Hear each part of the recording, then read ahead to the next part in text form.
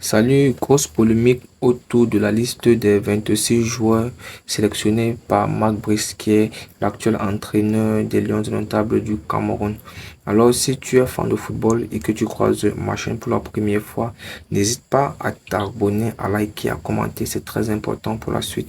Alors, comme je le disais, Marc Brice, qui est l'entraîneur belge du Cameroun, et pour la suite des éliminatoires de la Coupe du Monde 2026, Marc Brice a délibéré sa liste des 26 joueurs convoqués. Et ici, ça fait beaucoup polémique parce qu'il y a des joueurs cadres qui étaient là, qui ne sont plus. Il y a des joueurs dont il y a eu beaucoup de réclamations par le public, par les fans et tout, mais qui n'y sont pas, qui fait beaucoup de polémiques.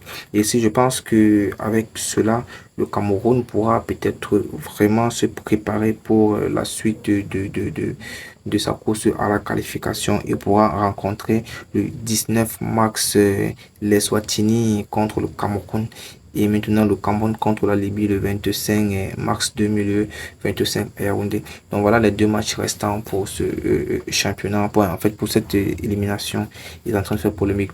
Alors, je vais te donner la liste des 26 joueurs sélectionnés par Marc Brice.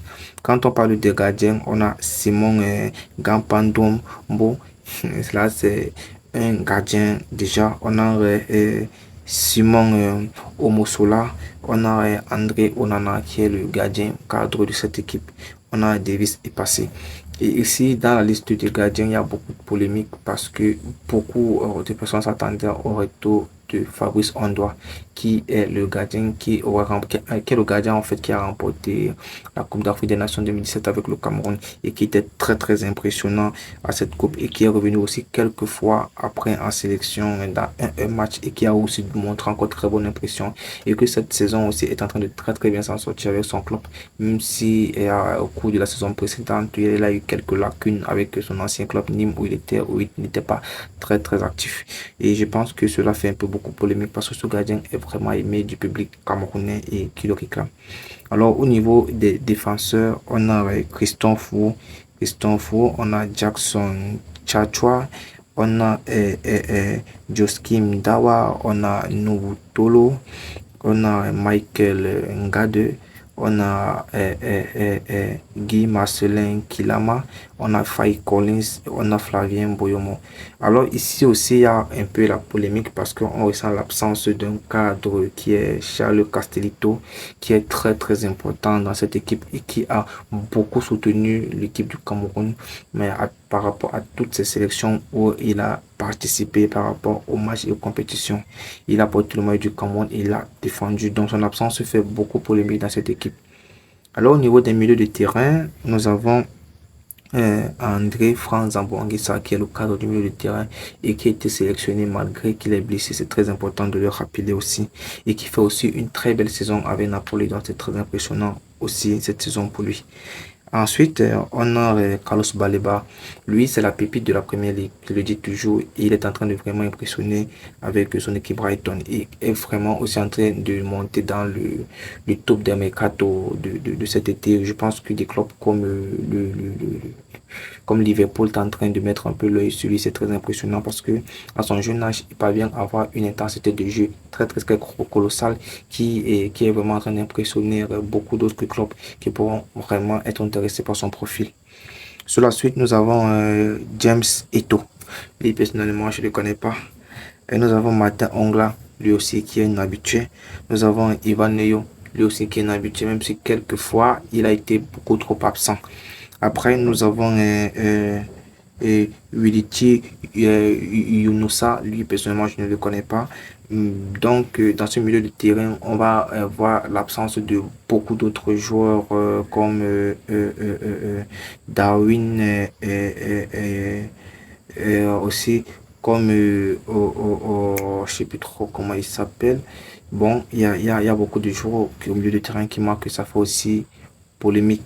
Alors, au niveau de l'attaque, déjà, nous avons des joueurs, beaucoup de capacités. Il y a un joueur que j'apprécie beaucoup personnellement qui est en train de faire une saison magnifique en première ligue avec le Brentford. C'est l'attaquant en chef aujourd'hui camerounais sur la première ligue qui est en train de vraiment impressionner cette saison. Et dans les attaquants, personnellement, moi, je remarque qu'il y a beaucoup de joueurs pas trop actifs cette saison. Et je pense que pour moi, je suis pas l'entraîneur, en fait. Il s'est basé sur ses critères à lui, mais je pense qu'il y a beaucoup de joueurs pas très actifs cette saison, mais qui ont été sélectionnés. Par exemple, Franck Magri. Franck Magri, cette saison, je pense pas que ça bouge trop de son côté à Toulouse, mais il a été sélectionné. On a Ignatius Kanago qui est parti du côté du